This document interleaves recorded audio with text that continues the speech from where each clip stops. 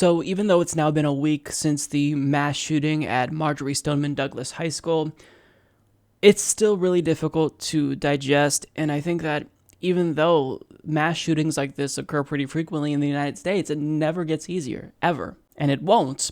And this will continue to happen until Congress takes action and codifies gun reform into law. And we don't even need reform that's sweeping. I mean, simple policy changes would at least reduce the frequency of mass shootings. Other countries like Australia have done it. Other countries like Canada have gun laws that allow for ownership, but still reduce the likelihood that mass shootings will occur. But for some reason, whenever it happens in America, you can never say the G word. There's never a right time to have a discussion about gun reform, moderate gun reform, mind you, and we definitely should never ever talk about guns ever in this country. And since the NRA spends millions of dollars lobbying mostly Republicans every year, sellout Republicans continue to make fools of themselves by proposing solutions to things that aren't associated with gun violence. Case in point, Senator Joni Ernst says mental health care is the key to ending mass shootings, and Donald Trump also wants to reduce gun violence by addressing America's mental health crisis, not by instituting gun reform. Now, personally, I would love to see America's mental health crisis addressed once and for all. The problem is that if you actually want to make sure that mass shootings decrease, 3 decades worth of research has determined that diagnosable mental illness does not underlie most gun violence,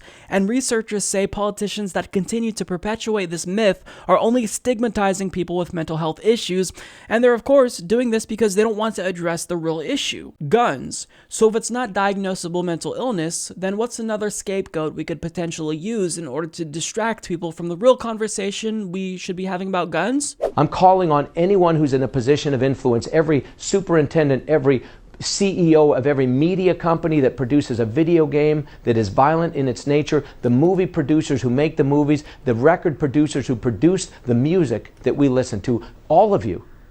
We've got to step up. We're the adults. Let's act like it. Yes, he's the adult for suggesting that violent video games and violent movies and violent music is what's encouraging people to be violent. So in order to avoid talking about the real issue, this idiot politician, the governor of Kentucky, is rehashing arguments from 2003 in order to deflect from the actual conversation we should be having about gun reform. But in actuality, studies show that violent video games don't increase violent crimes, and others show that they actually reduce one's likelihood to commit crime. So if it's not violent video games, if it's not diagnosable mental illness, then what are some other scapegoats? What are some other hypotheses that we can come up with in order to distract everyone from talking about guns? Well, Fox News' Todd Starnes has a few hypotheses that he wants to float. Another American high school was turned into a killing field, and the nation wonders why. Well, I'm going to answer that question for you, and the answer may leave you a bit unsettled. You see, I believe there is a God, but I also believe there is a devil, and I see his hand at work here. We've raised a generation to believe that truth is relative, that there is no right or wrong, and the devil smiled. They kicked God out of public schools, banned Bibles and prayer, and the devil smiled. We've destroyed the traditional family, broken homes, raising broken kids, and the devil smiled. There are no consequences for bad behavior, no personal responsibility, and the devil smiled. Our movies and music and games glorify violence and gore, relationships poisoned by pornography, and the devil smiled. What happened in Parkland, Florida, is about wickedness, a war with the forces of darkness, good versus evil. Our land is wounded, her people suffering. But we have turned our back on the one who promised to heal our land. The politicians and pundits would have you believe this is not about God, it's about politics or mental illness or gun control. And the devil smiled. I'm Todd Starnes. Wow.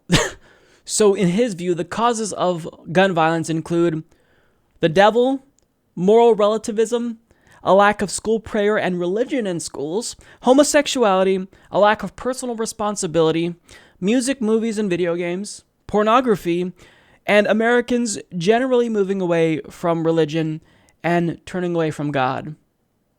Absent from this list, guns. You are so dumb. You are really dumb. For real. So the GOP at this point has twisted themselves into pretzels, performing this much mental gymnastics to make sure that they do everything in their power to distract us from the conversation we should be having about guns. Now, thankfully, there was one GOP senator that had the courage to say the G word and actually talk about gun reform.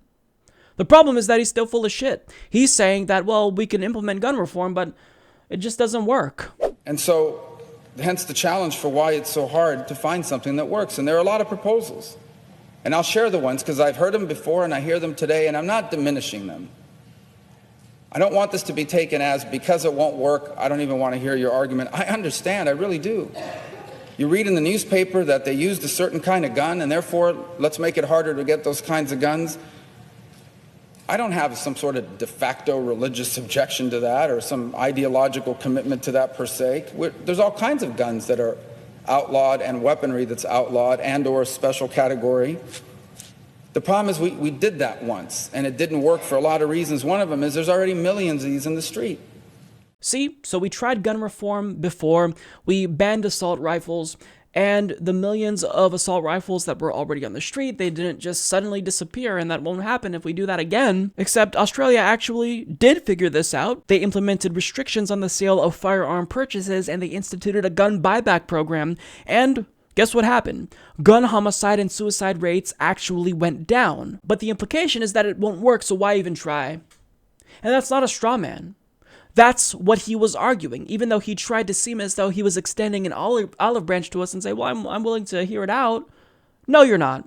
You've had many opportunities and you decided not to act even after elementary school children were slaughtered, Marco Rubio. So spare me the bullshit. We don't live in a world detached from other countries. There are solutions that have been implemented that work and would certainly at least help here. In fact, Vice laid it out in an article stating simple things like limiting magazine sizes, banning domestic abusers from owning guns, expanding federal background checks, mandating waiting periods, and allowing the CDC to study gun violence. All of these things would actually help. You don't have to abolish the Second Amendment. You don't have to outright ban guns. You don't have to confiscate guns from owners who aren't violent. All you have to do is implement these moderate reforms, and guess what would happen? We would at least reduce gun violence. But the problem is that the NRA is in charge of Washington, D.C. If we live in an oligarchy where money rules everything, do you think they're going to listen to citizens who overwhelmingly support moderate gun reform? Or do you think they're going to listen to their donors in the NRA who spends millions of dollars lobbying these corrupt politicians every single year? I think that the answer is evident. So every single time blood is shed, all these politicians who refuse to act, who want to distract us from the real conversation we should be having, blood is on their hands. Blood is on the hands of the NRA. So if you truly care about restricting mass shootings, limiting them, reducing violence, then gun reform is the topic we should be discussing. You can't have it both ways. You can't say you want us to reduce mass shootings and do something, but not talk about gun reform. You can't have that. You can't have it both ways. Gun reform is what reduces mass shootings. It's just a matter of if we have the political will to do that in this country, and I think the answer is evident. We don't, because Congress is full of sellouts.